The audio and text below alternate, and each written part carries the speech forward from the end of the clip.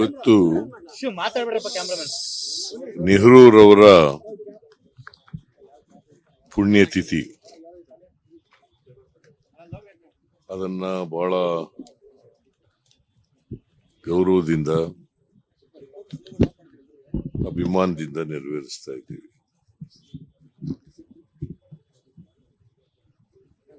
ನೆಹರೂರವರು ಸ್ವತಂತ್ರ ಭಾರತದ ಮೊದಲನೇ ಪ್ರಧಾನಿ. 1947 ಆಗಸ್ಟ್ 15ನೇ ತಾರೀಕು ಪ್ರಧಾನಿಯಾದರು. ಇವತ್ತು ಆಧುನಿಕ ಭಾರತ ಆಗಿದ್ರೆ ಅದರ ನಿರ್ಮಾತೃ ನೆಹರೂರವರು. ನೆಹರೂರವರು ಈ ದೇಶದ ಬಡತನವನ್ನ ಹೋಗಲಾಡಿಸ್ತಕ್ಕಂಥ ಪ್ರಾಮಾಣಿಕ ಪ್ರಯತ್ನವನ್ನು ಮಾಡಿದ್ರು. ಉದ್ಯೋಗ ಸೃಷ್ಟಿ ಮಾಡ್ತಕ್ಕಂಥ ಕೆಲಸವನ್ನು ಮಾಡಿದ್ರು. ಜೊತೆಗೆ ಅವರು ಮಿಕ್ಸ್ಡ್ ಎಕಾನಮಿ ಮಾಡಲಿಕ್ಕೆ ಈ ದೇಶದಲ್ಲಿ ಮಾಡಿದ್ರು. ಹಾಗಾಗಿ ಆಧುನಿಕ ಭಾರತ ನಿರ್ಮಾಣ ಮಾಡೋದರಲ್ಲಿ ಅವ್ರ ಪಾತ್ರ ದೊಡ್ಡದು. ಜೊತೆಗೆ ಅವರು ಹಸಿರು ಕ್ರಾಂತಿಗೆ ಅಡಿಗಲನ್ನು ಹಾಕಿದಂಥವ್ರು. ಕೋಆಪರೇಟಿವ್ ಮೂವ್ಮೆಂಟು ಮತ್ತೆ ವಿಕೇಂದ್ರೀಕರಣ ಇವೆಲ್ಲಕ್ಕೂ ಕೂಡ ಬದ್ಧತೆ ಇದ್ದಂತ ನೆಹರೂರವರು. ಅವರು 17 ವರ್ಷಗಳ ಕಾಲ ಪ್ರಧಾನಮಂತ್ರಿಯಾಗಿದ್ದರು. 17 ವರ್ಷದಲ್ಲಿ ಅನೇಕ ಅಣೆಕಟ್ಟುಗಳನ್ನ, ಅನೇಕ ಕೈಗಾರಿಕೆಗಳನ್ನ ಮಾಡ್ತಕ್ಕಂಥ ಕೆಲಸವನ್ನ ಅವರು ಪಬ್ಲಿಕ್ ಸೆಕ್ಟರ್ನಲ್ಲಿ ಅನೇಕ ಕೈಗಾರಿಕೆಗಳನ್ನ ಮಾಡಿದ್ರು, ಅನೇಕ ಅಣೆಕಟ್ಟುಗಳನ್ನ ಕಟ್ಟಿದ್ರು. ಸೊ ಹಾಗಾಗಿ ಇವತ್ತು ದೇಶ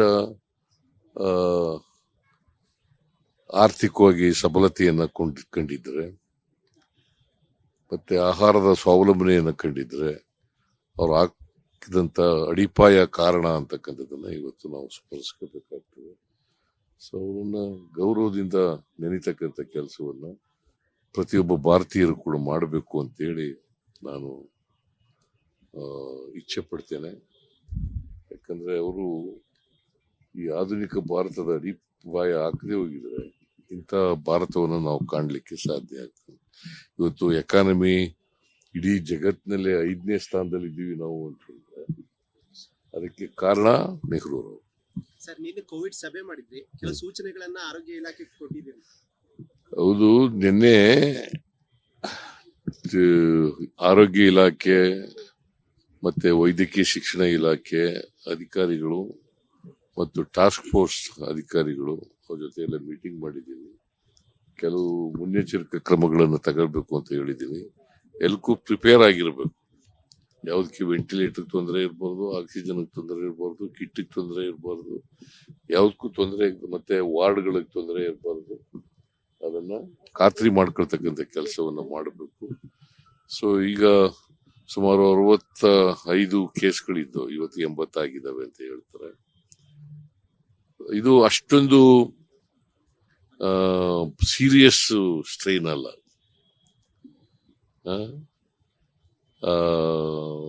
ಬಟ್ ಆದ್ರೂ ಮುನ್ನೆಚ್ಚರಿಕೆಯಿಂದ ಇರ್ಬೇಕಾಗ್ತದೆ.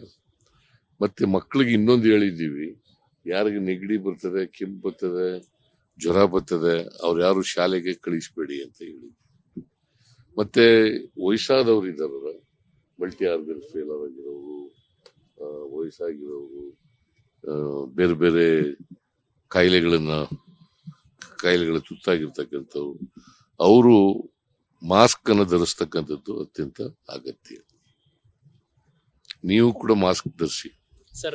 ಕಡ್ಡಾಯ ಮಾಡುವಂತದ್ದು ವ್ಯಾಕ್ಸಿನ್ ಹತ್ತಿರದಲ್ಲಿ ಚರ್ಚೆ ಆಗ್ಲಿಲ್ವಾ ಸರ್? ನಾನು ವ್ಯಾಕ್ಸಿನ್ ಎಲ್ಲ ರೆಡಿ ಮಾಡ್ಕೊಳ್ಳಿ, ವ್ಯಾಕ್ಸಿನ್ ಸಿಕ್ಕಿದ್ರೆ ತೆಗೆದಿಟ್ಕೊಳ್ಳಿ ಅಂತ ಹೇಳಿದ್ದೀನಿ. ನಾನು ಮಾಸ್ಕ್ ಕಡ್ಡಾಯ ಮಾಡಿ ಅಂತ ಹೇಳಿಲ್ಲ.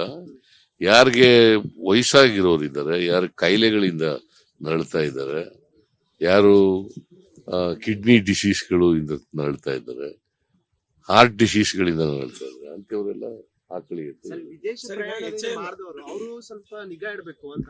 ಆ ವಿದೇಶ ಪ್ರಯಾಣ ಏರ್ಪೋರ್ಟ್ ನಲ್ಲಿ ಏನಾದ್ರು ಟೆಸ್ಟಿಂಗ್ ಅದು ಇನ್ನೂ ಮಾಡಿಲ್ಲ, ಕೇಂದ್ರ ಸರ್ಕಾರದಿಂದ ಏನು ಬಂದಿಲ್ಲ ನಮ್ಗೆ ಇವತ್ತಿನವರೆಗೆ. ಬಟ್ ಎಚ್ಚರಿಕೆಯಿಂದ ಇರಬೇಕು ಅಂತ ಹೇಳಿದ್ರು. Sir, Chandrababu Naidu has proposed to shift Hyderabad HAL production unit to Andhra Pradesh, sir. ನಾನು ಕನ್ನಡದಲ್ಲೇ ಹೇಳಿ. ಇನ್ನೂ ಅದು ನೋಡಿ ಹೇಳಿ